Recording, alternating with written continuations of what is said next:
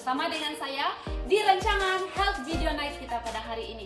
Seperti yang diwar-warkan, hari ini kita akan mendengarkan topik yang sangat menarik, yaitu percaya. Tapi sebelum kita mulakan tajuk kita pada hari ini, saya ingin memperkenalkan serba sedikit latar belakang tentang speaker kita pada hari ini.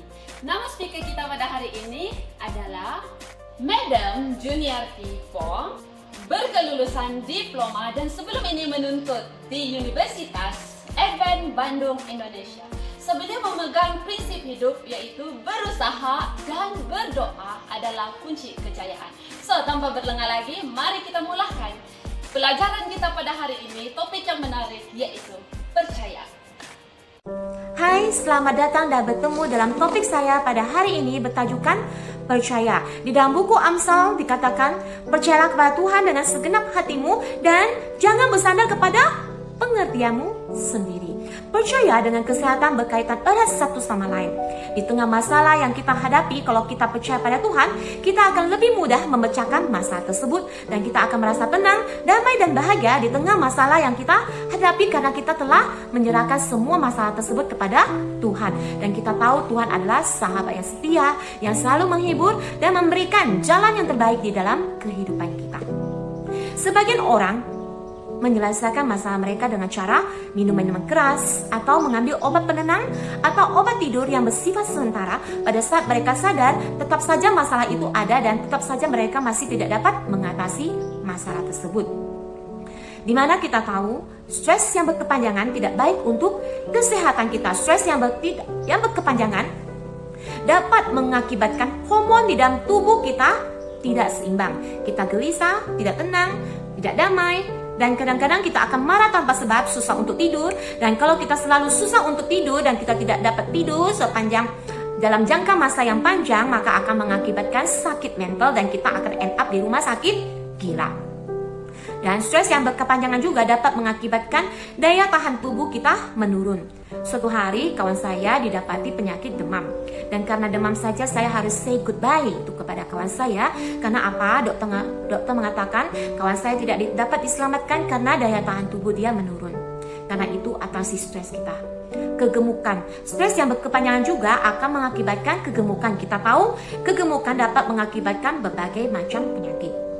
Stres juga dapat mengakibatkan gastrik atau pencernaan, masalah pencernaan, atau kadang-kadang stres juga dapat mengakibatkan darah kita tinggi atau juga sakit jantung. Dimana pada saat kita stres, jantung kita akan memompah dengan cepat dan kalau kita tidak dapat atasi akan merenggut nyawa kita.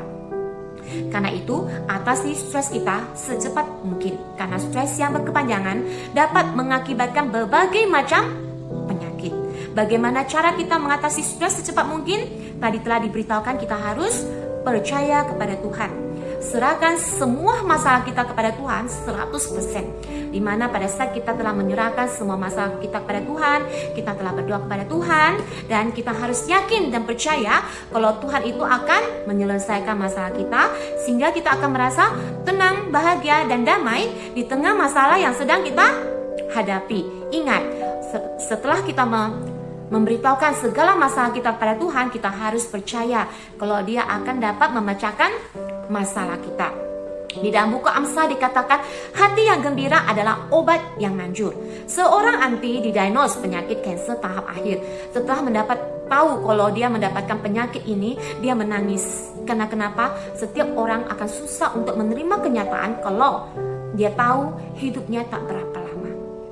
Pada saat itu, dia bukan hanya menangis, dia akhirnya sadar dan dia mengambil tindakan positif, yaitu apa? Dia membagi-bagikan hartanya atau uangnya kepada orang-orang yang memerlukan. Setiap hari dia melakukan kegiatan derma, setiap hari kepada orang-orang yang memerlukan, dan dia merasa kehidupan dia sangat bermakna, kehidupan dia sangat gembira, dan dia lupa sebenarnya kalau dia menderita penyakit kanser tahap akhir. Akhirnya, seperti waktu yang dijanjikan, dia pergi ke dokter untuk mengecek penyakitnya tersebut atau untuk memeriksakan penyakitnya tersebut. Akhirnya dokter heran, Tanya, penyakit awak setelah sembuh. Apa obat yang telah awak ambil? Ternyata obat yang yang mujarab adalah hati yang gembira. Karena itu, coba atasi stres kita, coba tips ini, percaya pada Tuhan dengan segenap hati kita, dan jangan bersandar kepada pengertianmu sendiri, dan kamu akan merasa tenang, damai, dan bahagia di tengah masalah yang sedang kamu hadapi. Selamat mencoba. Terima kasih Madam Junior Tibong atas pelajaran yang begitu menarik sebentar tadi. So, marilah kita semua aplikasikan segala sesuatu yang kita peroleh daripada pelajaran tadi, yaitu percaya. So, jangan lupa bersama-sama dengan kami di beberapa topik yang lebih menarik selepas ini di segmen yang seterusnya. So, jumpa lagi. God bless you all. Bye!